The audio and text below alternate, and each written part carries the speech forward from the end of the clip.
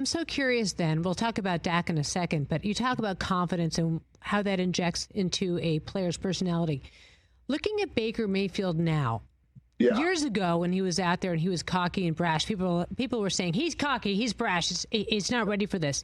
Now you see it, and it's confidence and swagger. So how have you seen how he has changed, and also like what he got for being who he was back then versus how he is heralded now?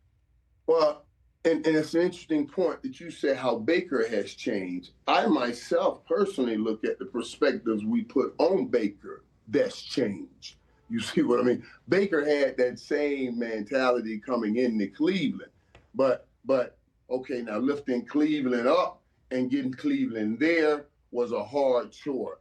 And we would not, we went after him because he had this big, bold personality, and they didn't result in victories. I went through that my rookie year, and it takes something. Everybody got to start believing to turn it around. And Cleveland's hard is still going through hard times, but Baker goes somewhere else where these guys like, yeah, okay, let's give him a shot. He's the same dude, but he's winning. He's winning now. He's more mature now. He knows how to handle. He knows in football now, it's not just about me making the great play or the big play. It's also about me not messing up and making the dumb play. Now, all of that bold and brash stuff can be seen as confidence and cocky because you're not doing the dumb stuff because you learn. I just sometimes got to get out of a play.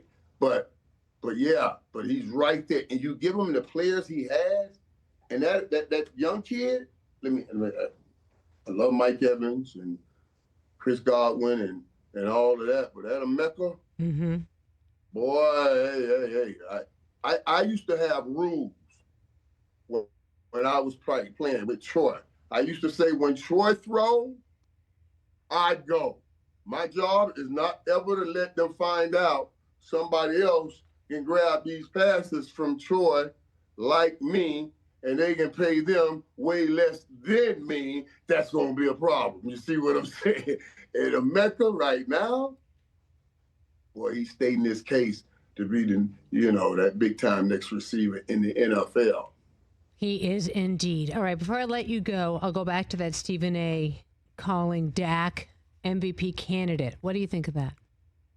Oh, well, no, after I told him that's how Dak had been playing, he begrudgingly got to that. And it still stings him to even say that, but reality must be spoken. And I got to give my brother some credit.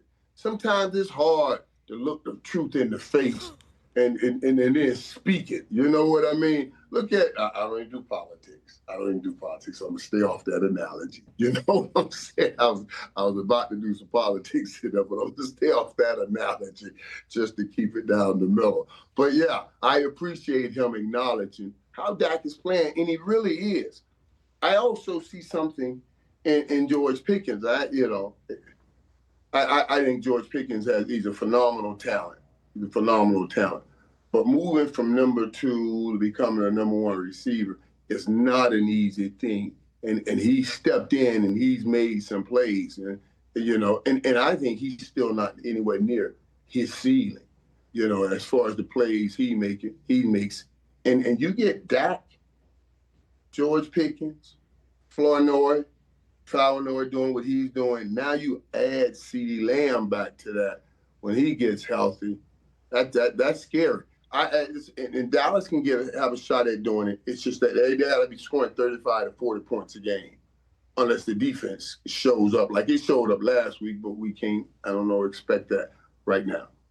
Who else are you looking at for your MVP guys playing right now heading into week 6? Well, we just talked about him in Baker. Baker's playing like, hey, an MVP too now. You got to look at it and say, hey, those two guys right there. And Baker has the better record right now, the better record, overall record, and winning is the ultimate judge on a lot of things. But yeah, I would put Baker Mayfield up there. All right, I love it. Hey, you made it all the way to the end. Thanks for that. Check us out every single day streaming live on Disney Plus and the ESPN app 12 to 3 Eastern.